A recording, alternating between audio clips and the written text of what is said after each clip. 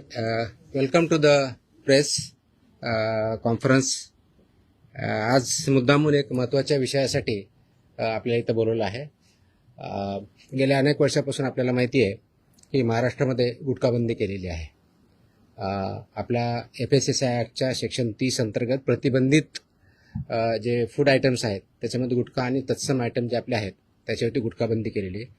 त्याच्यावरती आपण अनेक वेळा कारवाई करतो, रेड्स करतो, फाईन करतो, FIR करतो. त्याच्यामधल्या प्रोव्हिजननुसार जेल पण होते, प्रॉसिक्युशन पण चालू आहेत. परंतु प्रोहिबिटेड आयटम असतानाही, फूड आयटम असतानाही महाराष्ट्रातल्या ऑलमोस्ट सगळ्या ठिकाणी हा गुटखा विकला जातो आणि कंझ्युम केला जातो. ही रियालिटी आपण बघतोय. मग याच्यावरती पर्याय काय? एन्फोर्समेंट तर चालू आहे, ते आपण आता जास्त स्ट्रिक्ट करत आहोत, तर ते चालूच राहील. परंतु याच्यावरती काही डेटरन्स असा क्रिएट करता येईल का की ज्याच्या माध्यमातून, कारण प्रोड्युसर तर इथं नाही आहेत प्रोहिबिटेड असल्यामुळं, ते बाहेरून आपण जे याच्यामध्ये इन्व्हॉल्व असणारे बिझनेसेस आहेत, बिझनेस पर्सन्स आहेत, ट्रान्सपोर्टर्स आहेत, रिटेलर्स, होलसेलर्स, सेलर्स, हे त्याच्यामध्ये इन्व्हॉल्व आहेत. त्या प्रकारचं रॅकेट आहे आणि ते जर उद्ध्वस्त करायचे तर आपल्याला खूप मोठ्या प्रमाणात स्ट्रॉंग स्टँड घेणं हे गरजेचं आहे. ह्या निष्कर्षापर्यंत शासन पोहोचलेलं आहे आणि म्हणून मध्ये बऱ्याच वेळेस याच्यावरती डिस्कशन पण झालं की काय केलं पाहिजे. आणि मी इथं जॉईन झाल्यानंतरही याच्यावरती आम्ही विचार केला काय करता येईल, कारण याच्यामध्ये this is a danger to public health आणि म्हणूनच तो आयटम प्रोहिबिट केलेला आहे.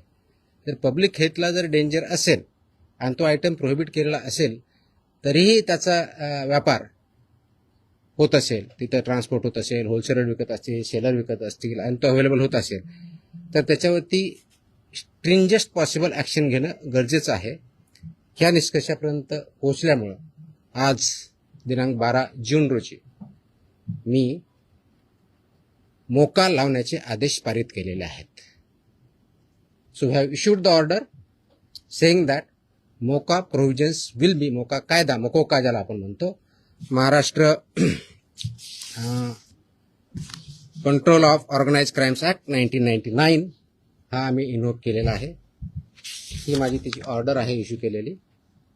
आणि ह्या ऑर्डरच्या अनुषंगाने हा फक्त फूड सेफ्टी ॲक्ट 2006 कलम 3, 26, 27, 30, 38, 41, 42, 59, 63, 64 आणि 89 बरोबरच Maharashtra control of organise crimes act 99चा sections 21D, 21E, 21F, 3, 4, 18, 21 and 23 read with code of criminal procedure 1973 किंवा भारतीय नागरिक संहिता सुरक्षा संहिता 2023 याच्या अनुषंगाने ही ऑर्डर मी आज पास केलेली आहे.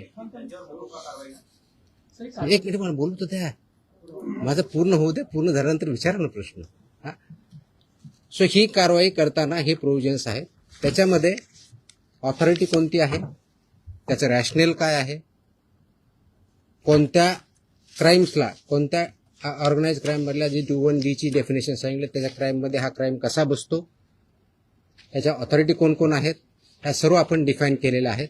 आणि याच्या अनुषंगाने अल्टिमेटली आपण काही ऑर्डर्स, डिरेक्शन्स या माध्यमातून दिलेल्या आहेत. त्याच्यामध्ये ज्या ज्या ठिकाणी हे मोर दॅन वन्स एखाद्या ह्याच्यामध्ये ट्रेड करणारा व्यक्ती, संस्था, आस्थापना असेल त्यांच्याविरुद्ध कंपल्सरी मोका इन्व्होक करायचे ही ऑर्डर आहे. त्याचबरोबर सेक्शन 23 ऑफ मकोका ची जी प्रोसेस दिलेली आहे ती प्रोसिजर कंपल्सरी पाळायची हे पण आपण याच्यामध्ये आदेश दिलेले आहेत. त्यानंतर persons and entities against whom MCOCA shall be invoked are manufacturers and producers of prohibited food products, number 1. Number 2, financiers funding their manufacture, procurement or distribution. Number 3, interstate and intrastate suppliers and commission agents. Number 4, transporters and vehicle operators, including agents who book or arrange transport. Number 5, godown operators, warehouse owners and store managers who knowingly store such products. 6th, wholesale dealers and distributors. 7th, sub-dealers and semi-wholesaler agents. 8th, retail sellers forming part of an identified organized network. And 9th, any other person who knowingly facilitates, abets, conceals or assists any of the above. त्या इतक्या जणांविरुद्ध मोकोका वापरायचे ह्याच्यामध्ये आदेश आपण केलेले आहेत. त्याचबरोबर प्रिझम्पशन ऑफ एलिजिबिलिटी जी आहे ते फक्त याच्यावरती नाही तर प्रिझम्पशन ऑफ एलिजिबिलिटी हे आपण ज्यावेळेस म्हणतो की any one or more of the following is present, ते स्ट्रॉंग प्रिझम्पशन फेवर करणारं मोकोकाला हे प्रोव्हिजन वापरायचं. आणि no officer shall refrain without recording specific return reasons approved by joint commissioner. रिजनचं जे असेल त्याच्यामध्ये की interstate supply chain or manufacture nexus हे आपल्याला वरती न्यायचं प्रिझम्पशन ऑफ एलिजिबिलिटीसाठी वापरायचं आहे. Clandestine godowns, fake labels, dummy firms or forged invoices याच्यासाठी सुद्धा हा वापरायचा आहे. Simultaneous seizures across multiple districts pointing to a common syndicate त्याच्यासाठी सुद्धा वापरायचं आहे. Corruption of enforcement officials or intimidation of informants of witnesses यासाठी आपण वापरणार आहोत. Seizure value exceeding ₹10 lakhs in a single action or ₹25 lakhs cumulatively from the same account or network. आणि financial flows indicating systematic profiteering including हवाला और बेनामी channels याच्यासाठी आपण ते एस्केलेट करण्यासाठी हे सुद्धा प्रोव्हिजन त्याच्यामध्ये आपण वापरणार आहोत. याची ओरिजिनल ड्युटी आहे ते आपण फूड सेफ्टी ऑफिसरवरती देणार आहोत. डेजिग्नेटेड ऑफिसरच्या ड्युटी आपण याच्यात ज्याला असिस्टंट म्हणून त्यांना डिफाईन केलेल्या आहेत. जॉईंट कमिशनरच्यात केलेल्या आहेत. नेटवर्क वाईड प्रॉसिक्युशन करायचं हे आपण सांगितलं आहे. पार्शियल ॲक्शन घ्यायची नाही, कंप्लीट घ्यायची. आणि कॉन्फिस्केशन, अटॅचमेंट अँड फोरफिचरचं कसं करायचं ट्विन ट्रॅक स्ट्रॅटेजी ही पण त्याच्यामध्ये सांगितलेली आहे. त्याचं प्रॉसिक्युशन रजिस्टर मेंटेन करायचं सांगितलेलं आहे. बेलला अपोजिशन करायचं सांगितलेलं आहे. आणि procedure compliance with the criminal procedure code हे सुद्धा आपण मॅन्डेटरी केलेलं आहे. याचा सर्वांचा ऑब्जेक्टिव्ह जो आहे बेसिकली आपण मोका का वापरतोय कारण हा स्ट्रिंजंट लॉ आहे आय अंडरस्टँड. आणि त्याचं म्हणूनच खूप थॉट करून विचार करून याच्यावरती कायद्याचे जे कलम आहेत सेक्शन्स आहेत त्याचा अभ्यास करून this order is basically done to prosecute in the interest of food safety in violation but as an organized crime against public health. हा क्राईम पब्लिक हेल्थच्या अगेन्स्ट आहे. आणि आर्टिकल 47 ऑफ द कॉन्स्टिट्यूशन जे आहे ते स्टेटला मॅन्डेट करतं. That is where my order begins with. आणि तुम्हाला कॉपी मी देईलच, प्रेस नोट बरोबर ही कॉपी पण असेल so that you can go through that order. It say the article 47 of the constitution of India cast upon a state primary duty to improve public health and in particular to bring about prohibition of consumption of substances injurious to health. हे already आपण prohibit केलेलं आहे. त्याचं implementation व्हावं, public health improve व्हावं आणि public health जी endanger होते ते कंट्रोल करता यावं या दृष्टिकोनातून मकोका कायद्याचे प्रोव्हिजन हे प्रोहिबिटेड आयटम जे 32 म्हणजे फसाई ऍक्टच्या सेक्शन 32 अंतर्गत जे आपण प्रोहिबिट केलेले आयटम आहेत त्यांच्यावरती आजपासून म्हणजे अगोदरच लागू करू शकलो असतं पण आज आपण ती ऑर्डर काढलेली आहे and it will B implemented completely across the state of Maharashtra. Sir जो कायदा केंद्राचा फॉरवर्ड शोधली जाते दुकानामध्ये पान मसाल्याच्या पुड्या आणि सुकी पुडी जे ते मिक्स केल्यानंतर गुटख्यासारखा पदार्थ तयार होतो. अशा पद्धतीने चालकीला कसं रोखलं जाणार कारण तो स्पेसिफिकली गुटखा या टायटल खाली विकला जातो. त्याच्यामध्ये मिसलिडिंग ॲडव्हर्टाइजमेंट ऍक्ट आहे. तुम्हाला काही दिवसापूर्वी कारवाई केलेली बघितली. फसाईमध्ये सुद्धा मिसलीड करणं, लेबलमध्ये चुकीची माहिती देणं, इन्ग्रेडियंट चुकीचे असताना वेगळा क्लेम करणं हा सुद्धा गुन्हा आहे. त्यानुसार आपण कारवाई करतो त्याच्यावरती. दिस इज मिसलिडिंग. तर मिसलिडिंगला कायदा दुसरं मिश्रण जे असतं ते पान मसाला त्याला सुद्धा याच्या अंडर घेतलं जातं ते तंबाखू. मी तेच सांगतोय की आपल्याला कोणताही एखादी ज्यावेळेस प्रॉडक्ट असतो त्याच्यावरती लेबल कोणतं असावं, ते कोणत्या स्टँडर्डचं असावं, त्याच्यामध्ये कोणते कोणते इन्ग्रेडियंट असावे, त्याची काय व्हॅल्यू आहेत वेगवेगळ्या त्या मॅन्डेट दिले. त्याचे रेग्युलेशन्स आहेत. फसाईमध्ये रेग्युलेशन्स दिलेले आहेत, व्हेरी क्लिअरली दिलेले आहेत. त्याचबरोबर ॲडव्हर्टायझिंग आणि मार्केटिंगचे सुद्धा रेग्युलेशन्स क्लिअरली आहेत. त्याचं व्हायोलेशन जिथं जिथं होतं त्या प्रोव्हिजनचा वापर आम्ही तिथं करणार आहोत. सर याची जेव्हा कारवाई केली जाते लोकल पोलिसांची भूमिका खूप महत्वाची असते, स्पेशली बीट मार्शल आणि यांचा जो व्हिजिलन्स असतो तो अनेक वेळा नेक्सस तिकडे दिसून येतो अनेक पानटपऱ्यांवरती. ते कसं ब्रेक केलं जाणार, कारण आपल्याकडनं कडक कारवाईची तरतूद सगळ्यांकडून. त्याच्यामुळे तुम्ही जर आता मी वाचलं व्यवस्थित ऐकलं असतं तर त्याच्यामुळे तुमच्याकडनं प्रतिक्रिया त्याच्यावरती अपेक्षित. पोलीस आणि नेक्सस ज्या ठिकाणी it's not about police or FDA किंवा food safety officers. It is the holistic. याच्यामध्ये कंझ्युम करणारा आहे तेवढा जबाबदार आहे, विकणारा आहे तेवढा जबाबदार आहे, इन्फोर्स न करणारा आहे तेवढा जबाबदार आहे. जो जो कोणी जबाबदार असेल आपण त्याच्यावरती कारवाई करणार आहोत आणि स्ट्रिक्ट करतोय. तुम्ही गेल्या काही दिवसामध्ये बघितलं असेल, हा ज्यावेळेस प्रोहिबिट केला त्यावेळेसचा उद्देश हाच होता की it's a danger to public health. आणि ते जर टाळायचं असेल, कारण याच्यामधून काय काय आजार होतात हे मी वेगळं सांगण्याची गरज नाही. It's documented, it's in the public domain. ते करण्यासाठी आपल्याला स्ट्रिंजंट ऍक्टचे प्रोव्हिजन आपण आज का इन्व्होक करतोय, कारण जेवढ्या इफेक्टिव्हली आपल्याला करायचं होतं तेवढं होऊ शकलं ना. हा डेटाच्या आधारे तुम्हाला मी डेटा सांगतो, म्हणजे जस्ट फॉर इन्फॉर्मेशन आपल्याला हा एक असेल की आतापर्यंत गेल्या 10 वर्षात ऑलमोस्ट आपण FIR किती केलेले आहेत महाराष्ट्रामध्ये. 32चा FSSAचा जो सेक्शन प्रोहिबिट केलेला आहे त्यावरती जे मॅन्युफॅक्चरर्स आहेत त्यांच्या विरुद्ध 260 मॅन्युफॅक्चरर्स FIR आहेत आपले. जे पुरवठादार आहेत हां सप्लायर्स ते 248 आहेत आणि पर्सन्स जे आहेत ते असे 190, असे 703 कोणते हे सॉरी ट्रान्सपोर्टर, म्हणजे उत्पादक 260, सप्लायर्स 248 आणि ट्रान्सपोर्टर्स 190, असे 703 FIR आहेत. सो FIR काय कमी केलेत अशातला भाग नाही. त्यांचं प्रॉसिक्युशन, त्यांची पुढची प्रोसेस आपण करतोय. पण आपल्याला अजूनही त्याच्यामध्ये कम्प्लीट याच्यामधून खरोखरच हद्दपात करण्याच्या दृष्टीने, कारण याच्यातून झाला नाही तर पुढची स्टेप आपण घेतोय आणि ती आज आपण घेतलेली आहे. Yes please. पदभार स्वीकारला एक मिनिट. गुटखा हा 2 नंबर धंदा आहे आणि याच्यामध्ये खूप मोठं अर्थकारण आहे आणि ज्याच्यामध्ये पोलीस प्रशासन सुद्धा मोठ्या प्रमाणात, खास करून बॉर्डरवरचे जे जिल्हे आहेत किंवा बॉर्डरवरचे जे पोलीस स्टेशन आहेत तर तिथून मोठ्या प्रमाणात गुटखा सप्लाय होतो. आता मी ज्या भागात धाराशिव जिल्ह्यामध्ये पोलीस स्टेशनच्या आहे मोठ्या प्रमाणात पोलीस प्रशासन काही गाड्या पकडतं, काही गाड्या सोडतं, असे पण आपण मी जे सांगितलंय की दोज हु आर रिस्पॉन्सिबल त्यांच्यावरती आपण कारवाई करणार. कुणी असू द्या, म्हणजे माझे अधिकारी होऊ शकतात, इन्व्हॉल्व जर असतील तर दुसरे कुणी असू शकतात. त्याच्यामध्ये एड्स, अबेट हे शब्दप्रयोग आपण जे केलेले आहेत त्याच्यामध्ये त्यांचं इन्व्हॉल्वमेंट जर सिद्ध झालं तर आपण त्यांच्यावरती कारवाई फक्त पुरवठादार नाही FIR आतापर्यंत झालेले आहे. पण ते प्रूव्ह करण्यासाठी, you are not getting my point, ते प्रूव्ह करण्यासाठी लेट मी आन्सर दॅट. ते प्रूव्ह करण्यासाठी आपल्याला ते डॉक्युमेंटरी एव्हिडन्स लागतील, आपल्याला एव्हिडन्सेस लागतील. असे आपल्याकडे सापडले तर डेफिनेटली आपण कारवाई करू. Let me complete. याच्यामध्ये आमचे काही अधिकारी इन्व्हॉल्व आहेत असं खूप अलिगेशन होतात, कंप्लेन येतात, आम्ही त्या व्हेरीफाय करतो. पुढच्या काही दिवसामध्ये असे काही अधिकाऱ्यांचं इन्व्हॉल्वमेंट आहे किंवा नाही याच्याबद्दलचे इन्व्हेस्टिगेशन आमच्याकडे सध्या चालू आहेत. त्याच्यातून जे रिझल्ट येतील ते आपल्यापर्यंत येतीलच. आपण पदभार स्वीकारल्यापासून अनेक कारवाया केलेल्या आहेत. आतापर्यंत जेवढ्या कारवाया झाल्या साधारणपणे किती कारवाया झाल्या, किती तो डेटा मी प्रेसमध्ये दिलेला आहे ना.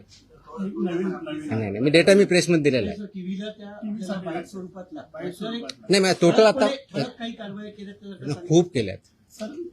दररोज मी प्रेस देतोय. झालेली अटक आणि ते किती आहे गुन्हे दाखल झाले. देतो बघतो. Yes please. प्रोहिबिटेडची घ्या. एका वेळेस एक minute. I answer every question. Let me I come to. हां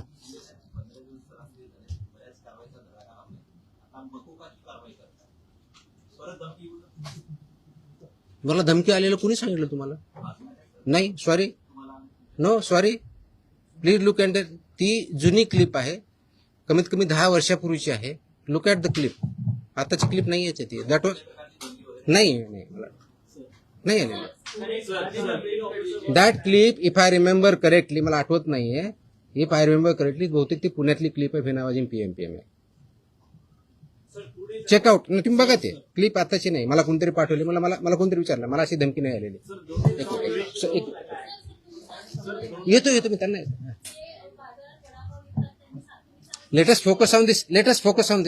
There are so many issues. Let us focus on this.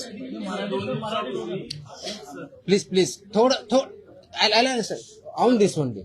2 दिवसापूर्वी संभाजीनगरमध्ये FDAच्या पथकावर दगड फेकला आणि अधिकाऱ्यांना स्कॉर्पिओ गाडी त्यांच्या अंगावर घालण्याचा प्रयत्न केला. त्यांच्यावर पण मुकोगा अंतर्गत कारवाई होती.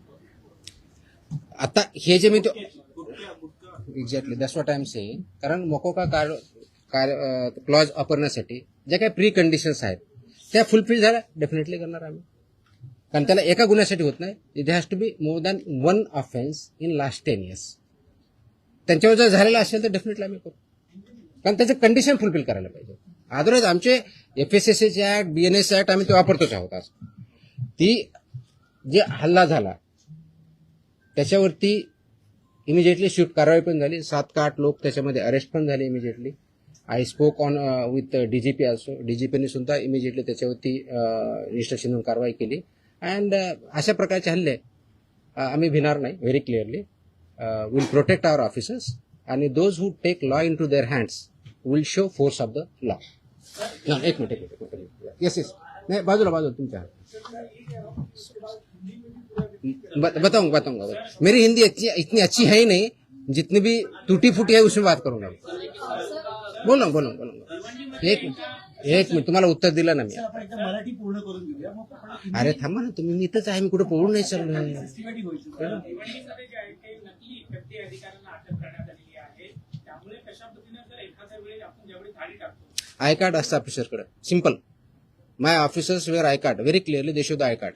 या प्रतिबंधित माल जो आहे तो बऱ्याचदा गुजरात सारख्या राज्यातून मुंबईत येतो. खास करून गुटखा असेल किंवा बऱ्याचदा भेसळयुक्त खावा देखील गुजरातवरूनच मुंबईमध्ये येतो. वाहतूक व्यवस्था करणाऱ्या अनेक लक्झरी बसेस असतात, टुरिस्ट गाड्या असतात किंवा ट्रक टेम्पो. यासाठी RTOची काही मदत वगैरे घेणार? मी आता वाचताना वाटलं इन्क्लुडिंग ट्रान्सपोर्टर्स. RTOची मदत घेणार? सगळ्या एजन्सी एकत्र काम करत असतात. त्याच्यामध्ये सगळ्याच एजन्सी काम करतात. आपण याच्यामध्ये मकोका लावताना किंवा हे करताना इव्हन आताचे जे FIR होत आहेत त्याच्यामध्ये आपण फक्त विकणाऱ्याला करत नाही, त्याचा ट्रान्सपोर्टरला पार्टी करतोय, त्याचा डिस्ट्रीब्युटरला पार्टी करतोय, तुमच्या ओनरला. मी तुम्हाला लिस्ट पण दिली. तर इथून पुढचे आता आल्यापासून FIRचे हे it will be right from manufacturer to seller. आताही होत आहेत, अजून जास्त स्ट्रिंजंटली होतील. So they are responsible. कायद्यामध्येच व्हेरी क्लिअरली त्याच्या मेन्शन आहे. कुठेही डाऊट नाही त्याच्याबद्दल. याच्या बाहेर नका विचारू. जो आपला विषय चालला तेवढाच विचार. नाही संबंधित नाही. आजच्या विषयाशी संबंधित. तुकाराम मुंडे साहेब ज्या विभागाचा पदभार ग्रहण करतात तो विभाग नेहमी चर्चेत येतो, असं का होतं? त्याचं उत्तर तुम्ही द्या. मी कसं देणार आहे? आय मीन तो काय होतो तर you are better. No I cannot answer this. Simple. कारण काय येतो, लोक चर्चा का करतात, तुम्ही जास्त का पब्लिश करतात, का कुणी काय करतं, ह्याचं उत्तर मी नाही देऊ शकत. It you have to analyse. त्याचं उत्तर मी कसं देऊ शकणार? सोशल मीडियावरती तुम्ही विचारल्यानंतर प्रचंड लोकांचा पाठिंबा we are diverting. Let us not divert. No. So हे जे विषय त्याच्यावरती आपण बोलू, बाकीचे विषय नाही. हा नाही याच्या अगोदर फक्त हा डेटा प्रोहिबिटेड ना प्रतिबंध. आता तुम्ही जो विचारला होता प्रश्न की मी 25 मे ते 11 जून या काळामध्ये प्रोहिबिटेडच्या बाबतीत म्हणजे प्रतिबंधित आयटमच्या बाबतीतला सांगतोय, बाकीच्या नाही सांगत आहे कारण हा प्रोहिबिटेडचा विषय आहे. म्हणून तपासणी केलेल्या आस्थापना म्हणजे प्रोहिबिटेडच्या बाबतीत त्या 354 आहे. 354 बाकीचे असेल ना आपल्याकडे पुढचे केलेले ती पण असेल ना, तो पण मागवा ना. आणि ड्रगचे असेल तर ड्रगचं पण मागवा. त्याच्यामध्ये नाही सॉरी प्रतिबंधित पदार्थ आढळलेल्या आस्थापनाची संख्या 344 सापडली आपल्याला.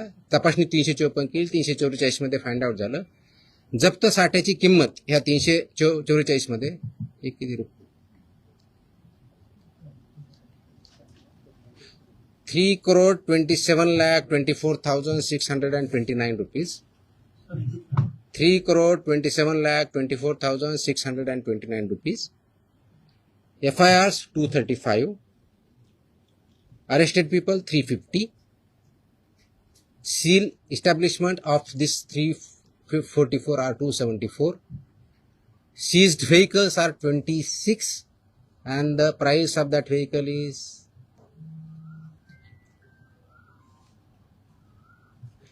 13,39,500. Sorry, 1,33,95,000. So this is about 25 मे ते 11 जून प्रोहिबिटेड आयटमच्या बाबतीत जी मोकोका आपण लावला त्याच्या बाबतीतची माहिती आहे. 26. त्याची कॉपी पाहिजे कॉपी द्या सर्वांना. Okay. So I am giving you the press note detail in Marathi and I'm attaching the order also, so you are aware of this. Order is in English. ते आम्ही मराठीमध्ये आम्ही पाठवतो आमच्या ऑफिसला. It's a big exhaustive order आहे. जवळजवळ किती पानाची आहे? 8 पानाची ऑर्डर आहे. कारण याच्यामध्ये रॅशनिंग डिस्ट्रीब्यूट सगळं आहे. So will get this one. Press note plus this one. हिंदीमध्ये माझी हिंदी चांगली नाही होत एवढी यार. मैं इतना बुरा लगूंगा उसमें. मैं इंग्लिश में बोल सकता हूँ. हाँ हाँ हाँ.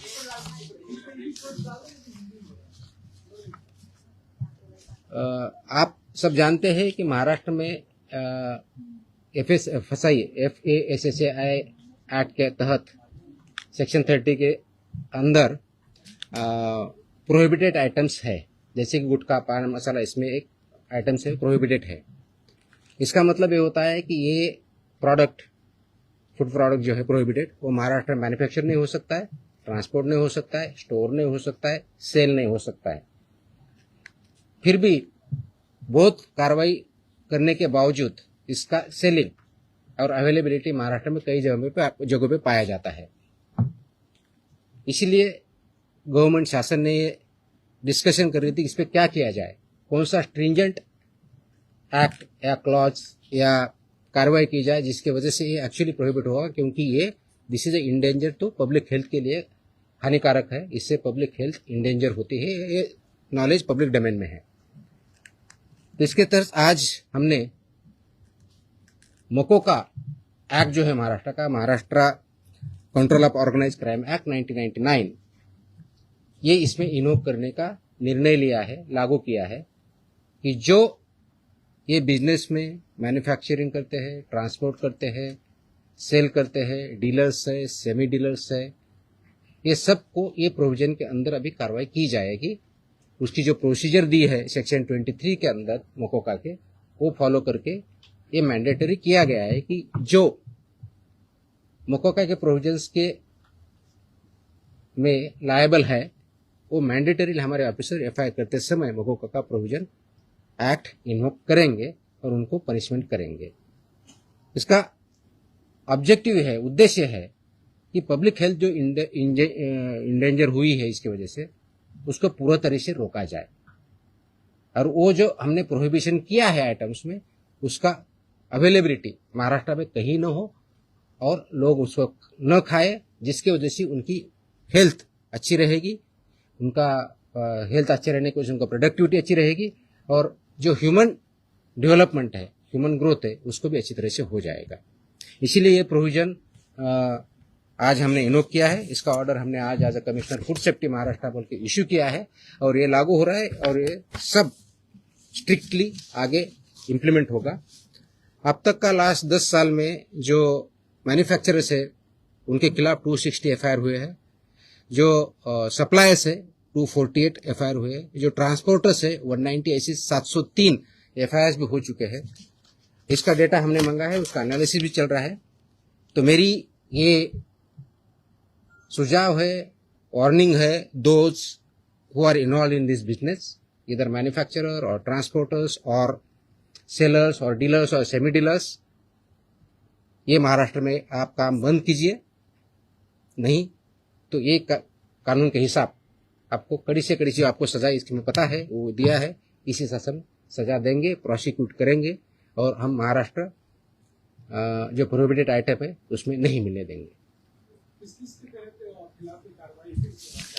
ये जो हमने बताया कि इसमें कौन कौन आता है, तो इसमें मैन्युफैक्चरर आएंगे,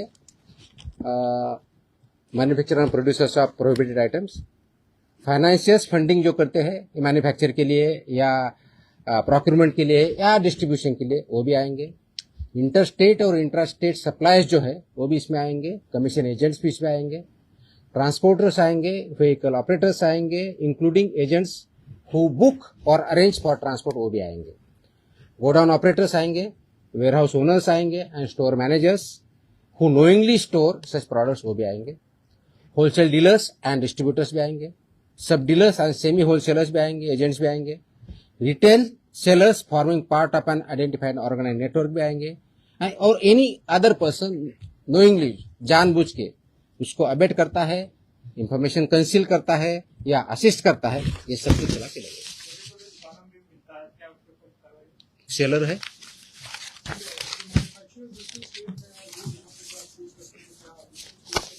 So it's a part of syndicate. Syndicate K definition से पूछा है. Organized crime. That's why it is an act. That's why this is become an organized crime, and they are working as a syndicate. That's why we are invoking these provisions. They are supporting. They are supporting.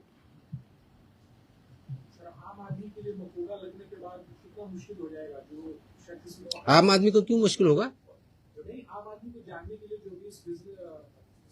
आम आदमी business में नहीं है ना।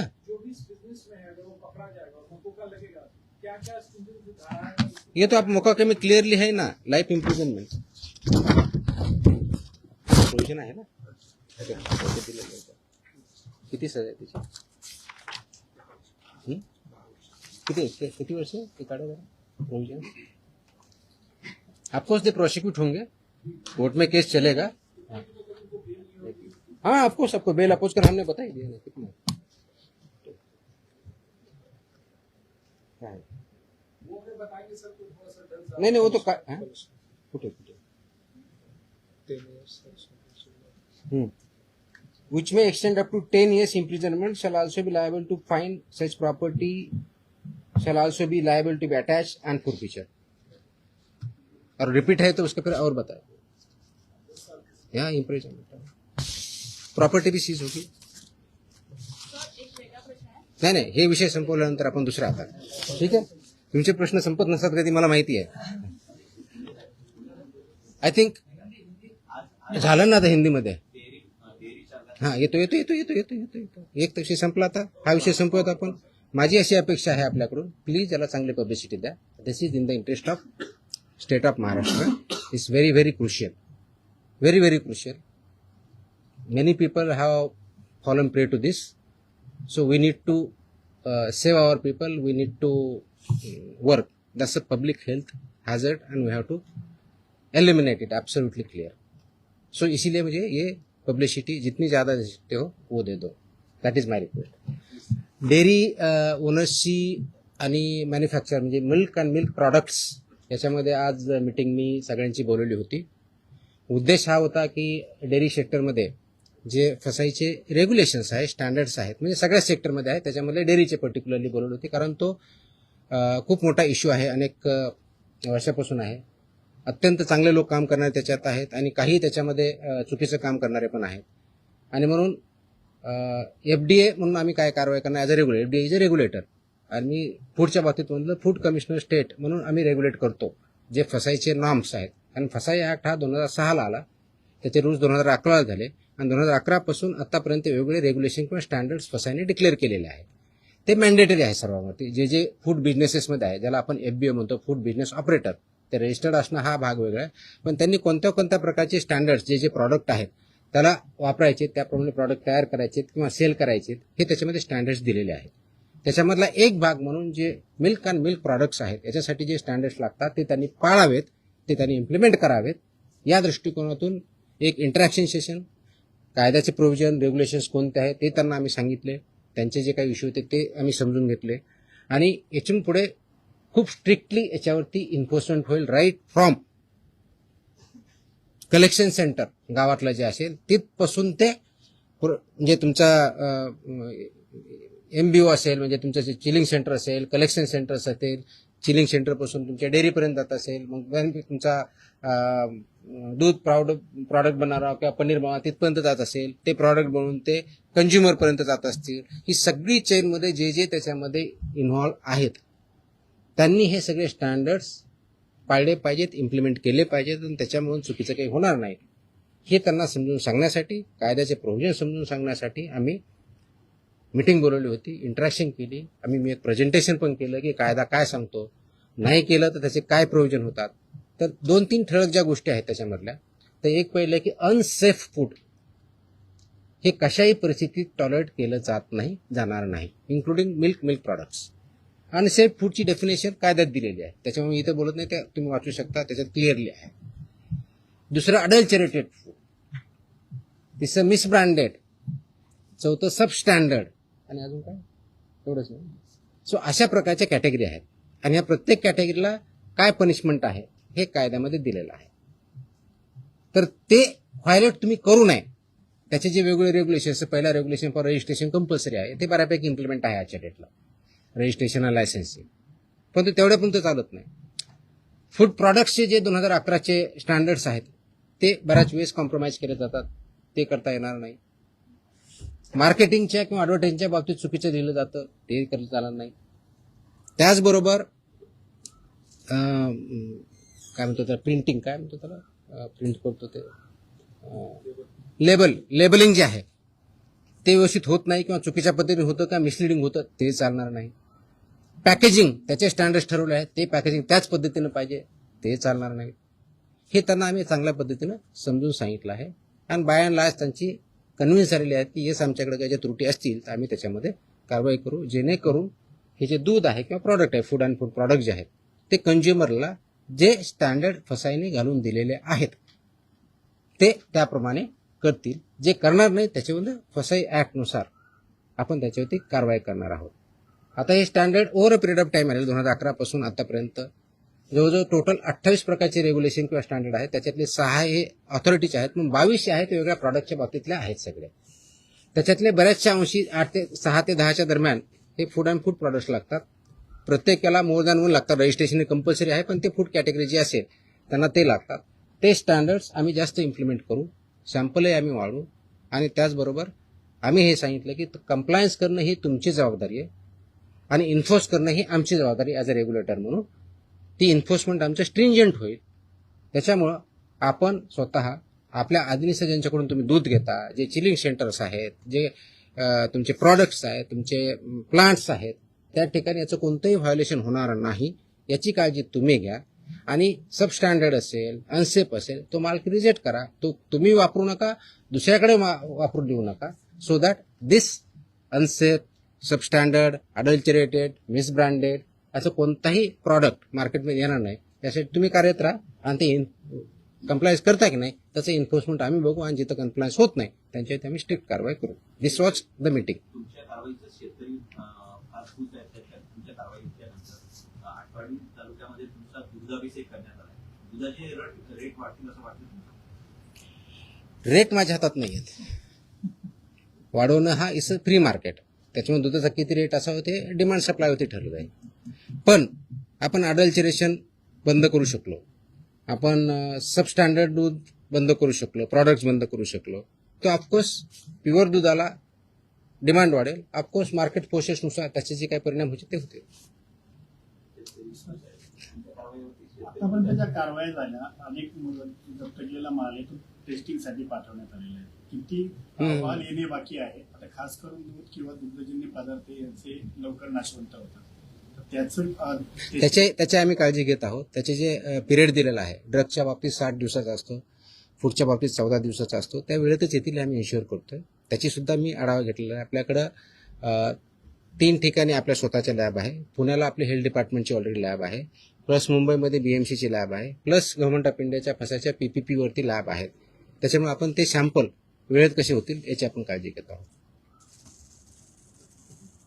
मनुष्यबळा संदर्भात देखील मागे एकदा भरपूर एकाच दिवशी सगळं. मग तुम्हाला परत प्रश्न यायचं नाही का असं सांगा, मी सांगू शकतो. नाही, रोज तर नाही शक्य, पण इन बिटवीन आपण भेटत जाऊ. 100 नहीं, इसमें वो प्रोहिबिटेड आइटम के लिए है. विल एज आई टेल ना, इसमें रिपीट ऑफेंसेस कितने क्या है हम देखेंगे. Will examine everything. We have collected data, we have started overcome that. ये एक दिन का ऑर्डर नहीं है, it has lot of thought has gone into it. जो कंडीशन में अगर फुलफिल करता है डेफिनेटली, इसीलिए मैंने मैंडेटरी किया है ना उसको. या सरकारी रुग्णालयांना पुण्यातील आणि पिंपरी चिंचवडमधील रुग्णालयांना हिंदुस्तान अँटीबायोटिक्स कंपनीमधून औषध निर्मिती थांबवण्याचा निर्णय आपल्या विभागाने घेतला आणि औषध निर्मितीमध्ये त्रुटी आढळल्याने हॉस्पिटल औषध निर्मिती, हॉस्पिटलमध्ये जे इंजेक्शन आणि सलाईन पुरवठा करतात ना, त्या पुण्यातील आणि पिंपरी चिंचवडमधील हिंदुस्तान अँटीबायोटिक कंपनीमध्ये औषध निर्मिती थांबवण्याचा निर्णय घेतला होता असं यांनी बजावलं. म्हणजे आपल्या विभागाने कुठे कॉपी होती?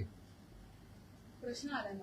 नाही, तुम्ही प्रश्न असा अझम्पशनवर प्रश्न नका ना विचारू. असा अजम्पशन प्रश्न नका विचारू. तुमचा काय फॅक्ट्स काय ते सांगा. मग अशा आदेश बाजूला असा प्रश्न आला तर कुणी आदेश बरोबर हे तर पाहिजे माहित पाहिजे. औषध निर्मितीमध्ये त्रुटी आढळल्याने शोकॉज नोटीस बजावण्यात आली. प्लीज आता थोडंसं तुम्हाला समजून सांगतो. कंटेक्स्ट मी त्या स्पेसिफिक केसबद्दल बोलत नाही कारण तुम्ही स्पेसिफिक प्रश्न विचारत नाही. मी तुम्हाला जनरल सांगतो. काय असतं की मार्केटमध्ये जे आपले ड्रग्ज असतात म्हणजे मेडिसिन्स असतात त्यांचं आम्ही चेकिंग करत असतो. चेकिंग करताना परत सबस्टँडर्ड, अडल्चरेटेड आणि याच्यामध्ये ड्रगमध्ये एक कॅटेगरी आहे स्प्युरियस किंवा मिसब्रँडेड या प्रकारचे आढळलं तर त्याला पनिशमेंट ड्रग्ज अँड कंट्रोल ॲक्टनुसार आम्ही करतो. अशा जर काही कॅटेगरी आढळल्या असते आमच्या याच्यामध्ये तर there is a provision called recall order म्हणतात त्याला आणि स्टेट ड्रग कंट्रोलर ते करत असतो. ती प्रोसेस आम्ही चालू केलेली आहे. म्हणजे आम्ही कुठं आम्हाला कंप्लेंट आले, मी व्हेरीफाय केलं, आम्हाला वाटलं, आम्ही सॅम्पल घेतले, त्याच्यातून आम्हाला ह्या 4 कॅटेगरीपैकी जी कोणती आलेली आहे तर तो प्रॉडक्ट मार्केटमधून फक्त हॉस्पिटलमधून नव्हे मार्केटमधून आम्ही रिकॉल करतो. त्या कंपनीला सांगतो आणि त्याची मी पब्लिसिटी पण करतो.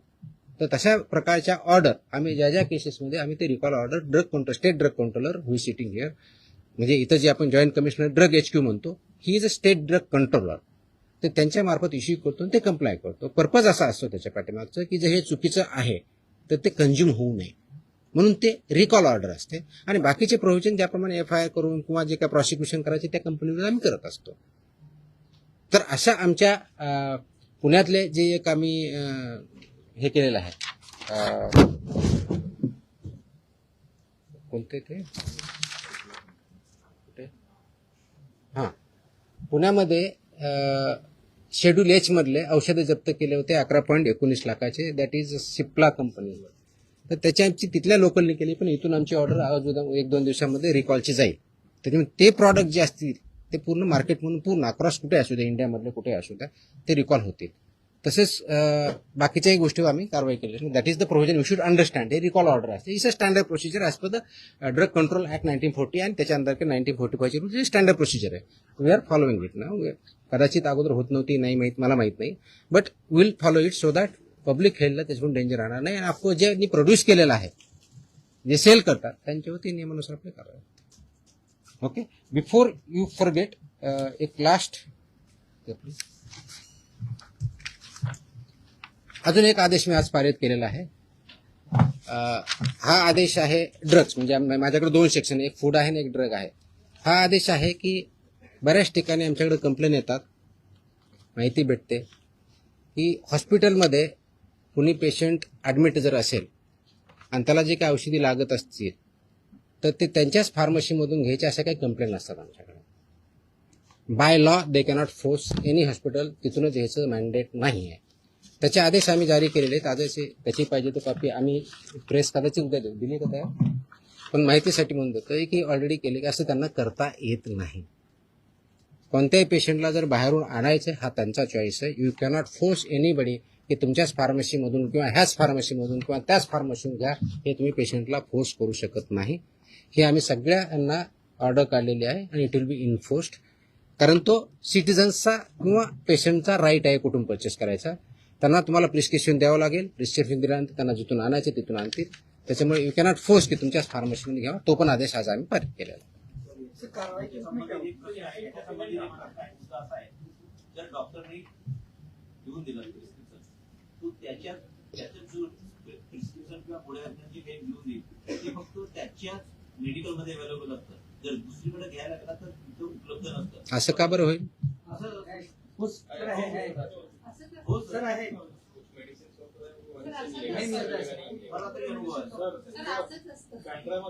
म्हणजे मेडिसिन फक्त त्याच्या हॉस्पिटलसाठी होल्ड ऑन ऐकून घ्या. ते मेडिसिन फक्त त्याच्या हॉस्पिटलसाठी बनवलं आहे का? सांग. त्याच्यामध्ये स्टँडर्ड ज्या ॲडवायझरीज आहेत त्या ॲडवायझरी अशा आहेत की त्यासाठी जेनरिक ऑप्शन काय हे पण देऊ शकतात. ते मागू शकता पेशंट. अशा स्पेसिफिक आले तर आम्ही कारवाई करू. मला स्पेसिफिक लागेल जनरल नको आय नीड आम्ही कारवाई करो. There is a law. मैं है नहीं बोल रहा मैं क्वेश्चन नहीं कर रहा हूँ. अगर ऐसे हमारे पास स्पेसिफिक कंप्लेन आते हैं हम कार्रवाई करेंगे ना. तर कसं ते कंटेंट पेक्षा ते ब्रँड नेम देतात, त्यामुळे लोक ब्रँड नेम वरती जातात आणि कंटेंट हा खूप मोठा विषय आहे. प्रिस्क्रिप्शन कसं लिहावं, कुठं लिहावं, कोणतं द्यावं, आता त्याच्यात मी जाणार नाही की तो माझा डोमेन नाही आहे. माझा ड्रगच्या बाबतीतला जो इश्यू आहे, अशा प्रकारच्या कंप्लेंट जर आमच्याकडे आल्या तर will definitely investigation look into it. Okay, I think I have satisfied everybody. आणि मोकोकाला जरा वाईट पब्लिसिटी आहे. येस, हे अगोदर नाही सांगायचं का? अरे नाही, आता नाही, बाकीचे सगळे नाही, प्रिंटमध्ये द्या. It is required and it is essential also. Okay, चलो, थँक्यू. सर टीएम म्हणजे ट्रेडमार्क की तुकाराम मंडळ? गप्पा नको मारायला.